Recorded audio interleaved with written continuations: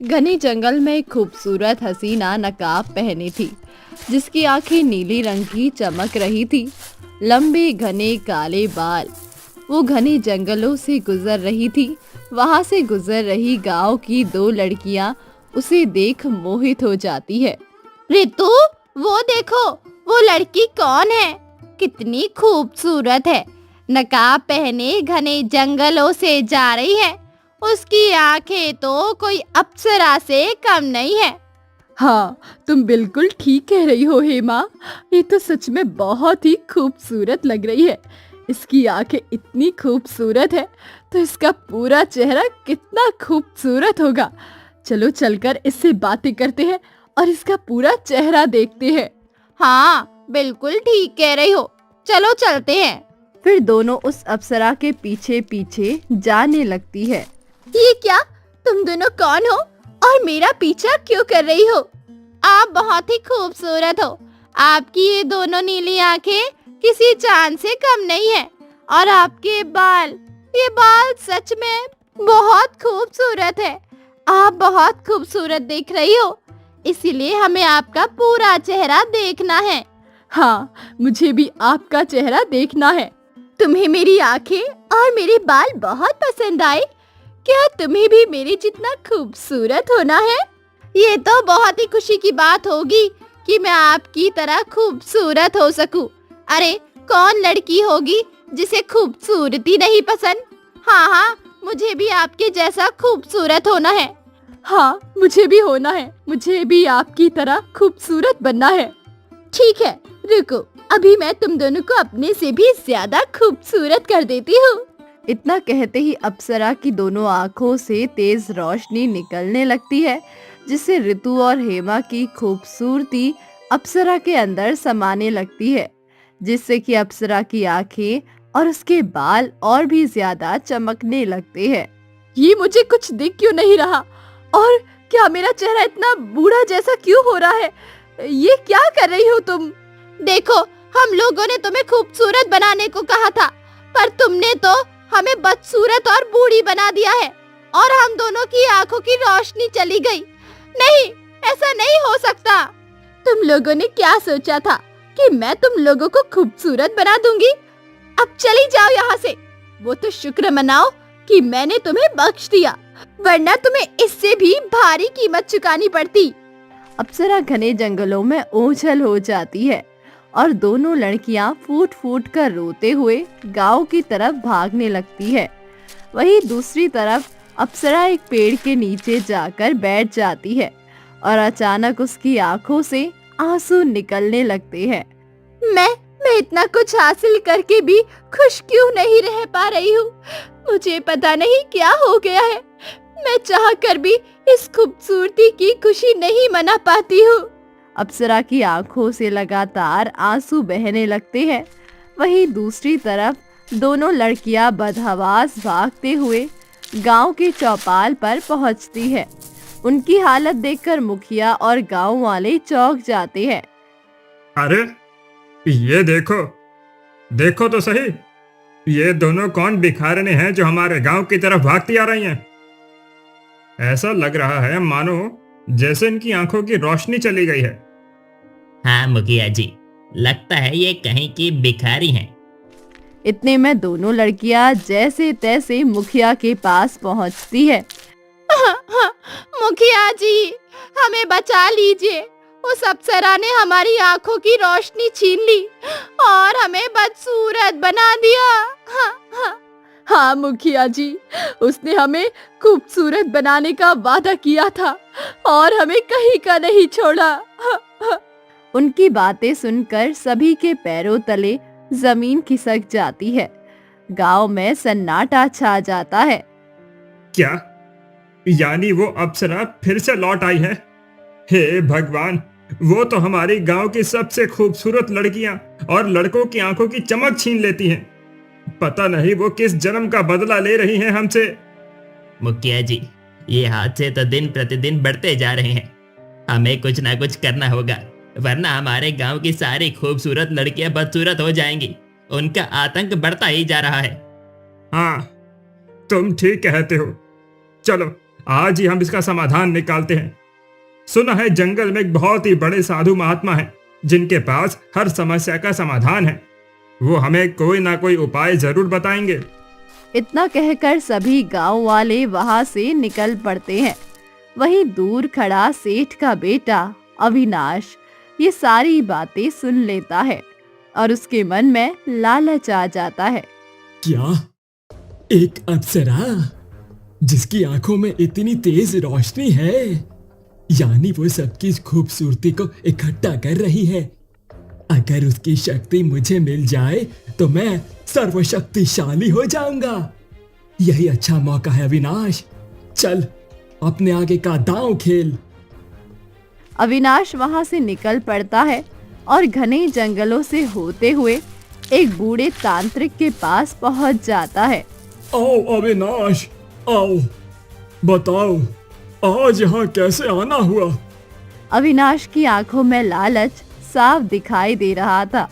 वो उस बूढ़े तांत्रिक के सामने हाथ जोड़कर खड़ा हो जाता है। बाबा, आप तो जानते ही हैं कि मैं कब से आपकी आराधना कर रहा हूँ ताकि आपकी तरह शक्तिशाली हो जाऊं। सुना है जंगल में एक बेहद खूबसूरत अप्सरा घूम रही है जो गांव की सभी लड़कियों की सुंदरता और आंखों की चमक छीन रही है। मुझे उसकी शक्तियां चाहिए, मैं सर्वशक्तिशाली होना चाहता हूं। तुमने बहुत अच्छा सोचा है बेटा, लेकिन उस अप्सरा के करीब जाना खतरे से खाली नहीं है। उसकी आंखों की रोशनी किसी को भी भस्म कर सकती है। मुझे वो शक्तियां हासिल करने के लिए कुछ भी करना पड़े, मैं तैयार हूं। बस आप मुझे रास्ता बताइए। तो ठीक है, अमावस्या की रात के दूसरे पहर तुम इस घने जंगल के बीच वाले तालाब पर खड़े रहना। उसी वक्त वो अप्सरा वहां पर आएगी। उसके बाद तुम्हें वही करना है जो मैं कहूंगा। बूढ़ा व्यक्ति अविनाश के कान में अपना पूरा षड्यंत्र बता देता है। अविनाश एक रहस्यमय मुस्कान के साथ वहां से चला जाता है। वहीं दूसरी तरफ गांव वाले परेशान होकर त्रिकुटा पहाड़ की एक कुटिया में पहुंचते हैं जहां एक साधु महाराज तपस्या में लीन थे। साधु महाराज, आंखें खोलिए, हम सब आपकी शरण में आए हैं। हमारे गांव पर बहुत बड़ी विपदा आ गई है। साधु महाराज अपनी दिव्य आंखें खोलते हैं और सामने गांव वालों की भीड़ देखकर हैरान रह जाते हैं। क्या हो गया है? आज पूरा गांव एक साथ मेरे आश्रम में, सब ठीक तो है ना? क्या कोई बड़ी समस्या आ गई है क्या? महाराज, एक अप्सरा हमारे गांव की खुशियां और सुंदरता छीन रही है। वो सबको बदसूरत बना रही है, हमें बचाइए। ये तो एक ना एक दिन होना ही था। समस्या बड़ी है, लेकिन इसका समाधान करने वाला रक्षक भी तुम्हारे ही गांव में मौजूद है। साधु महाराज, आखिर कौन है वो जो हमें इस मुसीबत से निकाल सकता है? तुम्हारे गांव का वो लकड़हारा वीर, वही तुम्हारी सारी समस्याओं का समाधान करेगा। ठीक है बाबा, जैसा आप कहें। चलो गांव वालों, हम वीर के पास चलते हैं। सभी गांव वाले इकट्ठे होकर वीर के घर पहुंच जाते हैं। वीर सबको एक साथ देखकर चकित रह जाता है। ये क्या, आप सब यहाँ पर एक साथ? सब ठीक तो है ना? मुखिया वीर को साधु महाराज की कही सारी बातें बता देता है। तो भला मैं उस अप्सरा का सच कैसे जान सकता हूँ और इस समस्या का समाधान मैं कैसे करूंगा? मैं तो एक साधारण सा लकड़हारा हूँ। हमें नहीं पता, पर अगर साधु महाराज ने तुम्हें चुना है तो तुम्हें यह करना ही होगा। पूरे गांव की उम्मीद अब तुम पर है। ठीक है, ठीक है। अगर साधु महाराज को मुझ पर भरोसा है तो मैं अपनी तरफ से पूरी कोशिश करूंगा कि आप सबकी समस्याएं दूर कर सकूं। वीर तैयार हो जाता है। धीरे धीरे वक्त बीतता है और अमावस्या की रात आ जाती है। अविनाश अपने वादे के मुताबिक घर से निकल पड़ता है। बस कुछ ही देर और, आज रात के दूसरे पहर मुझे वो अप्सरा मिल जाएगी और उसके बाद मैं सबसे शक्तिशाली इंसान बन जाऊंगा। अमावस्या की काली रात में अप्सरा तालाब के किनारे गुमसुम बैठी पानी की लहरों को देख रही होती है। तभी अविनाश दबे पांव वहां पहुंचता है। अच्छा, तो आखिर मुझे ये अप्सरा मिल ही गई।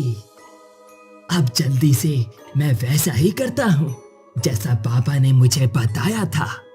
जैसे ही अविनाश अप्सरा के करीब पहुंचता है और अप्सरा की नजर उस पर पड़ती है, अचानक अप्सरा की आंखों के सामने पुरानी यादों का मंजर घूमने लगता है। कुशालपुर नामक गांव में विशाखा नाम की एक बेहद खूबसूरत देहाती लड़की रहती थी। गरीब होने के बावजूद उसकी सुंदरता ऐसी थी कि पूरे गांव के लड़के उससे विवाह करने को आतुर थे। एक दिन विशाखा मिट्टी का घड़ा लेकर जंगल से गुजर रही होती है। तभी अविनाश उसका रास्ता रोक लेता है। ये क्या, तुम मेरे रास्ते में क्यों खड़े हो? हटो यहाँ से। देखो विशाखा, मैं तुमसे बहुत प्रेम करता हूँ। मैं तुम्हें कब से देख रहा था। मैं तुमसे शादी करना चाहता हूँ। मुझे माफ कर दो, पर मैं किसी और से प्रेम करती हूँ। मैं वीर से बहुत प्रेम करती हूँ और उसके सिवा मैं किसी और से शादी करने के बारे में सोच भी नहीं सकती। तुम ये कैसी बातें कर रही हो? मैं एक सेठ का बेटा हूँ। मेरे पास धन दौलत की कोई कमी नहीं है। उस वीर के पास क्या है? वो तो एक मामूली लकड़हारा है। उसके पास एक वक्त का ढंग का खाना भी नहीं है। तुम उसे छोड़ दो और मुझे अपना लो। मैं तुम्हें बहुत खुश रखूंगा। कुछ भी हो जाए, पर मैं अपने प्रेम को तुम्हारे धन के लिए नहीं ठुकरा सकती। विशाखा वहां से चली जाती है, पर अविनाश के मन में नफरत की आग जलने लगती है। एक मामूली सी लड़की होकर इसने एक सेठ के बेटे को ठुकराया। इसे अपनी खूबसूरती पर बहुत घमंड है ना। अब देखो मैं तुम्हारे साथ क्या करता हूँ। कुछ दिन बाद विशाखा तालाब से पानी लेने जा रही होती है कि तभी अचानक अविनाश पीछे से आता है और विशाखा का चेहरा काले कपड़े से ढक देता है। वो उसे जबरन उठाकर एक ऊंची पहाड़ी पर ले जाता है। अगर तुम मेरी नहीं हो सकती तो किसी और की भी नहीं हो सकती हो। कौन हो तुम? सामने आओ। मेरा मेरा हाथ छोड़ो। अविनाश बिना कुछ कहे उसे पहाड़ी के किनारे पर छोड़ देता है और वहां से भाग जाता है। तभी विशाखा पहाड़ी से नीचे गिरने लगती है, जिस वजह से विशाखा के सिर पर गहरी जख्म लगती है और उसकी आंखों की रोशनी हमेशा के लिए चली जाती है। ये क्या? मैं कहाँ हूँ? मुझे कुछ दिखाई क्यों नहीं दे रहा? कोई है? मेरी मदद करो, कोई है? विशाखा बेबस होकर जंगल में भटकने लगती है। वहीं दूसरी तरफ तालाब के किनारे बैठा वीर उसका इंतजार कर रहा होता है। ये क्या? मैं कब से इंतजार कर रहा हूँ। विशाखा ने तो कहा था कि वो आज मुझसे मिलने के लिए आएगी, पर वो तो अभी तक आई नहीं है। वीर परेशान होकर विशाखा के घर पहुंचता है, पर वो वहां भी नहीं मिलती। तभी दूर खड़ा अविनाश ये सब देख रहा होता है। अच्छा, तो इस दो कौड़ी के लकड़हारे की वजह से उसने मुझे ठुकरा दिया। अब देखो मैं इसके साथ क्या करता हूँ। अविनाश चेहरा बनाकर वीर के पास आता है। अविनाश, क्या तुमने विशाखा को देखा है? वो कहीं मिल नहीं रही है। वो तुम्हें कभी नहीं मिलेगी वीर। ये तुम कैसी बातें कर रहे हो? क्या मतलब है तुम्हारा? देखो, वो एक बहुत ही बड़े ठाकुर के बेटे सूरज प्रताप के साथ ये गांव छोड़कर हमेशा के लिए चली गई है। उसने तुम्हें धोखा दिया है वीर। नहीं, ऐसा नहीं हो सकता। वो मुझे कभी धोखा नहीं दे सकती है। मैं झूठ नहीं बोल रहा हूं वीर, मैं सच कह रहा हूं। तुम्हें मेरी बातों पर यकीन नहीं है तो तुम उसे हर जगह ढूंढ लो, वो तुम्हें कहीं नहीं मिलेगी। वीर वहीं जमीन पर बैठकर फूट फूट कर रोने लगता है। उसका दिल बुरी तरह टूट चुका था। मैंने कभी नहीं सोचा था कि विशाखा मुझे इस तरह से धोखा देगी। मैंने तो उसे ही अपनी दुनिया माना था। ओहो हो। देखो, वो इतनी खूबसूरत लड़की है तो भला तुम जैसे गरीब लकड़हारे से शादी कैसे कर सकती थी? तुम उसे भूल जाओ और एक काम करो, मेरी हवेली में काम कर लो। मुझे वहां लकड़हारे की जरूरत है क्योंकि लकड़ियां बहुत कम पड़ रही हैं। ठीक है अविनाश, तुमने मुझे सच बता दिया। वरना पता नहीं मैं उसकी याद में और कितने दिन तड़पता। ठीक है, मैं आज से ही तुम्हारी हवेली में काम करूंगा। वीर भारी मन से वहां से चला जाता है और अविनाश मन ही मन अपनी जीत पर मुस्कुराता है। ऐसे ही कुछ दिन बीत जाते हैं। वहीं दूसरी तरफ विशाखा पहाड़ी से गिरने के बाद भटकते हुए माया लोक की सीमाओं में पहुंच जाती है। ये क्या, मेरी पैर ऐसे लग रही है जैसे मैं जमीन पर नहीं बादलों पर चल रही हूँ। ये कैसी जगह है जहाँ से पत्थर भी इतने कोमल महसूस हो रहे हैं।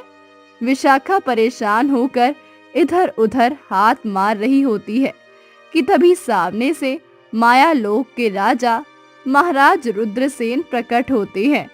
आओ विशाखा, आखिर तुम यहाँ पर आ ही गई। कौन है? मुझे कुछ दिखाई नहीं दे रहा। प्लीज सामने आओ। विशाखा, तुम मेरे माया लोक में आ गई हो। यहाँ वही आ सकता है जो दिल का साफ और ईमानदार हो। मैं तुम्हारी आंखों की रोशनी लौटा तो सकता हूँ, लेकिन क्या तुम बदले में मेरा एक कार्य करोगी? मुझे नहीं पता कि आपका क्या कार्य है, पर मैं अपनी आंखें वापस चाहती हूँ। एक अंधी होकर मैं पूरा जीवन कैसे बिताऊंगी? मैं कुछ भी करने को तैयार हूँ। महाराज रुद्रसेन की आंखों से एक तीव्र दिव्य रोशनी निकलती है जो विशाखा की आंखों में समा जाती है। अचानक विशाखा की आंखों की रोशनी वापस आ जाती है, लेकिन उसकी आंखें अब नीली और चमकदार हो गई थी और उसके बाल सुनहरे हो गए थे। ये क्या? मुझे पहले से भी ज्यादा साफ दिखाई दे रहा है और मेरे बाल ये इतने सुंदर कैसे हो गए? मुझे ऐसा महसूस हो रहा है जैसे मैं पहले से भी कहीं ज्यादा खूबसूरत हो गई हूँ। हाँ विशाखा, तुम अब एक साधारण लड़की नहीं रही हो। तुम्हारे अंदर मैंने ऐसी शक्ति दी है कि तुम्हारी सुंदरता वक्त के साथ बढ़ती ही जाएगी। लेकिन अब तुम्हें अपनी दुनिया में वापस जाना होगा। अपनी दुनिया में? और आपका कार्य क्या है? ये माया लोक है और मैं यहाँ का राजा हूँ। मेरी दुनिया की शक्ति क्षीण हो रही है। तुम्हें अपनी दुनिया के इंसानों की आंखों की चमक और उनकी खूबसूरती का अंश लेकर आना होगा। जब तुम उनकी आंखों की चमक इकट्ठा कर लोगी, तभी मैं अपनी दुनिया को पूरी तरह सुरक्षित रख पाऊंगा। ठीक है, मैं भी वैसे ही करूंगी जैसा आपने कहा है। फिर विशाखा वहां से अपनी आंखों की नई रोशनी के साथ उस विचित्र दुनिया से बाहर आ जाती है। अगर मैं ऐसे उन लोगों के सामने गई तो वे लोग मुझे पहचान लेंगे। एक काम करती हूँ, मैं नकाब पहन लेती हूँ ताकि मुझे कोई ना पहचान सके। विशाखा नकाब पहन लेती है और वहां से गांव की तरफ जाने लगती है और विशाखा वीर के घर पहुंच जाती है, जहां वो देखती है कि वीर एक लड़की के साथ एक घर में रह रहा है। यानी वीर ने शादी कर ली।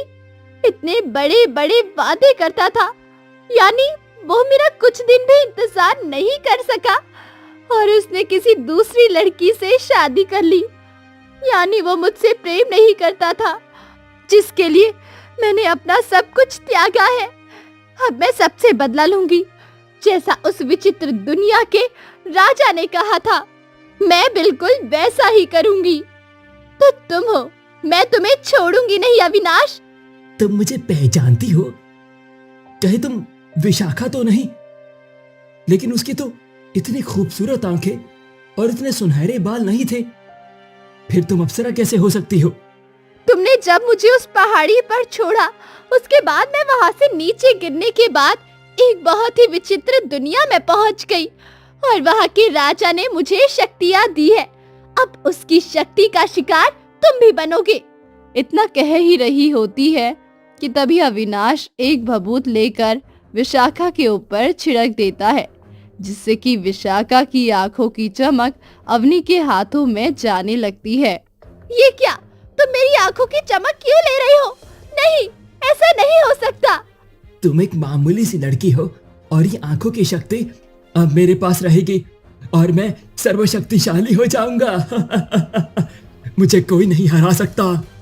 फिर सारी विशाखा की आंखों की चमक चली जाती है। ये क्या? मुझे कुछ दिखाई क्यों नहीं दे रहा? नहीं, मैं फिर से अंधी नहीं हो सकती। अब मुझे ये सारी आंखों की शक्ति एक फूल में समानी होगी, और जैसा कि पापा ने मुझे बताया था उसी वक्त मुझे ये शक्ति को अपने अंदर ग्रहण करना होगा। तभी अविनाश सामने खिले गुलाब के फूल को तोड़ देता है और उसमें सारी आंखों की रोशनी समा जाती है। चलो चलो, ये सारी मैंने आंखों की शक्ति को इकट्ठा कर लिया है, लेकिन अब तुम्हें गांव वालों के सामने सजा दिलवानी है मैंने। अब चलो। फिर अविनाश विशाखा का हाथ पकड़ लेता है और उसे खींचते हुए गांव की तरफ ले जाता है। नहीं, तुम ऐसा नहीं कर सकते। छोड़ दो मुझे। तभी अविनाश गांव के चौपाल पर उसे लेकर जाता है। ये क्या अविनाश, तुम किसे लेकर आए हो? ये हमारे ही गांव की विशाखा है, जो कि अप्सरा का रूप लेकर सभी गांव वालों की, औरत से लेकर मर्द तक सभी की सुंदरता छीन रही थी और इसकी शक्ति से एक शैतान की मदद करना चाहती थी। ये बात सुनते ही सभी गांव वालों के होश उड़ जाते हैं। तो ये तो बहुत बड़ा अपराध हुआ। तभी इतने में पीछे से वीर आ जाता है और वो विशाखा को देखकर हैरान हो जाता है। ये क्या विशाखा? ये विशाखा है? मुझे तो यकीन ही नहीं हो रहा कि इतने दिनों बाद ये यहाँ पर। इसे ले जाकर जंगल वाली उस काली गुफा में बंद कर दो। इसने जो हमारे गांव वालों के साथ किया है, इसकी कीमत यही है। नहीं, मेरी बातों पर आप लोग यकीन करिए, मैंने ऐसा कुछ नहीं किया है। ये सब अविनाश की चाल है। लेकिन कोई भी विशाखा की बात नहीं सुनता और गांव वाले उसे घसीटते हुए ले जाने लगते हैं। तभी अचानक वीर सामने आकर खड़ा हो जाता है। तुमने मुझे धोखा क्यों दिया विशाखा? तुम किसी और से प्रेम करती थी और धन दौलत के लिए तुमने मुझे छोड़ दिया। तुम्हारे साथ जो हो रहा है ना, वैसा ही होना चाहिए था। वीर, तुम ये क्या कह रहे हो? मैंने तुम्हें धोखा नहीं दिया, बल्कि तुमने मुझे धोखा दिया है। तुमने किसी और से शादी कर ली, मेरा इंतजार तक नहीं किया, और अब तुम अपनी खुशहाल जिंदगी जी रहे हो। नहीं, ऐसा नहीं है। तुम्हें जरूर कोई गलतफहमी हुई है। वीर आंखों में आंसू लिए वहां से चला जाता है और गांव वाले विशाखा को ले जाकर उस अंधेरी गुफा में बंद कर देते हैं। वहीं दूसरी तरफ वीर अपने घर के कोने में बैठकर फूट फूट कर रो रहा होता है। मुझे ऐसा क्यों लग रहा है कि किसी के साथ बहुत गलत हो रहा है। विशाखा ने जो गुनाह किया है उसे उसकी सजा मिल रही है, फिर भी मुझे उसके लिए इतना बुरा क्यों महसूस हो रहा है। वीर परेशान होकर करवटें बदल रहा होता है। तभी उसकी पत्नी ललिता धीरे से उठती है। वो वीर को सोया हुआ समझकर दबे पांव चलने लगती है। यही सही मौका है, मुझे अभी निकलना ही होगा। ललिता घर से बाहर निकल जाती है, लेकिन तभी वीर की आंखें खुल जाती है। ललिता इस वक्त कहाँ जा रही है? मुझे इसका पीछा करना चाहिए। कहीं ये कुछ ऐसा तो नहीं कर रही जिसकी मुझे जानकारी नहीं है। वीर चुपके से ललिता का पीछा करने लगता है। ललिता घने जंगलों से होते हुए अविनाश की हवेली पहुंचती है, जहां अविनाश पहले से ही बाहर खड़ा था। अविनाश, तुमने जैसा कहा था मैंने बिल्कुल वैसा ही किया। तुमने उसे ठिकाने लगा दिया ना? हाँ, अब वीर उसकी बातों पर कभी यकीन नहीं करेगा। जैसा कि हम दोनों ने पहले ही तय किया था, तुम्हें बस वीर के साथ शादी करने का नाटक करना है। इसके बाद वही होगा जो हमने सोचा है। तुम अब चिंता मत करो, उस विशाखा का सच कभी किसी के सामने नहीं आएगा। ललिता और अविनाश दोनों जोर जोर से हंसने लगते हैं। दूर खड़ा वीर ये सारी बातें सुन लेता है और उसके होश उड़ जाते हैं। यानी विशाखा के साथ इन लोगों ने मिलकर मुझे बहुत बड़ा धोखा दिया है। मुझे तुरंत उससे मिलना होगा। वीर भागकर घने जंगल की उस गुफा के पास पहुंचता है और विशाखा को फूट फूट कर रोते हुए देखता है। विशाखा, आखिर तुम्हारे साथ क्या हुआ है? मुझे पूरा सच बताओ, क्योंकि मुझे अब समझ में आ गया है कि यहाँ पर कुछ बहुत गलत हुआ है। विशाखा रोते हुए वीर को अपनी पूरी कहानी बता देती है। तो हम दोनों के बीच इतनी बड़ी गलतफहमी पैदा हो गई है। और ये सब करने वाला कोई और नहीं था, अविनाश है। पर तुमने उस विचित्र राजा से ऐसा सौदा क्यों किया? उस वक्त मेरे पास और कोई रास्ता नहीं था वीर। मेरी आंखों की रोशनी चली गई थी तो मेरे पास आखिर कोई रास्ता नहीं बचा था। तभी गुफा के भीतर अचानक एक तेज दिव्य रोशनी फैलती है और उनके सामने साधु महाराज प्रकट हो जाते हैं। ये क्या साधु महाराज, आप यहाँ? हमें कोई रास्ता बताइए, हम क्या करें? तुम दोनों का प्रेम सच्चा है और तुम लोगों ने प्रेम की अग्नि परीक्षा पास की है। वीर, तुम्हें सबसे पहले अविनाश के पास से वो कमल का फूल हासिल करना होगा। उस फूल पर ये मेरा पवित्र जल डाल देना। तभी साधु महाराज अपने कमंडल से थोड़ा सा जल लेकर एक पात्र में वीर के हाथ में रख देते हैं। ये जल लेकर तुम्हें उस कमल को नष्ट करना है, क्योंकि वो शक्ति अगर अविनाश या उस विचित्र लोक के राजा के हाथ लग गई तो इस पूरी दुनिया का विनाश आ जाएगा। फिर वीर और विशाखा वहां से निकल पड़ते हैं और अविनाश के पास पहुंच जाते हैं। अविनाश उन दोनों को देखते ही घबरा जाता है। ये क्या, तुम इसे लेकर यहाँ कैसे आए? मुझे तुम्हारी सारी सच्चाई पता चल चुकी है। तुमने इसके साथ क्या किया है।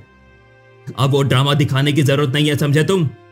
तभी इतने में वीर पात्र का जल लेकर अविनाश के हाथ में रखे हुए कमल के फूल पर छिड़क देता है, जिससे वो कमल का फूल पूरी तरह नष्ट हो जाता है। नहीं नहीं, ऐसा नहीं हो सकता। आखिर तुमने ये सब कैसे कर दिया? मुझे तुम्हारी सारी सच्चाई पता चल चुकी थी, इसलिए अब कुछ भी छुपाने की जरूरत नहीं है, समझे तुम? अब तुम्हें इसकी सजा गांव की पंचायत जरूर देगी। इतना कहकर वे सब गांव की पंचायत पर आ जाते हैं और तभी सारा सच सबको बताते हैं। अच्छा, तो इसकी सजा अब इसे जरूर मिलेगी। इसने पूरे गांव वालों के साथ गलत किया है। हमें माफ कर दो, हमसे गलती हो गई। नहीं नहीं, ललिता, तुम तो मेरी पत्नी थी ना। भले कैसे भी मैंने तुमसे शादी की थी, पर तुमने मुझसे इतना बड़ा सच छुपाया। इसीलिए आज के बाद तुम भी मुझसे कभी मत मिलना। मुझे तुमसे कोई वास्ता नहीं है, चली जाओ यहां से। इतना कहकर गांव वाले ललिता और अविनाश को वहां से लेकर चले जाते हैं।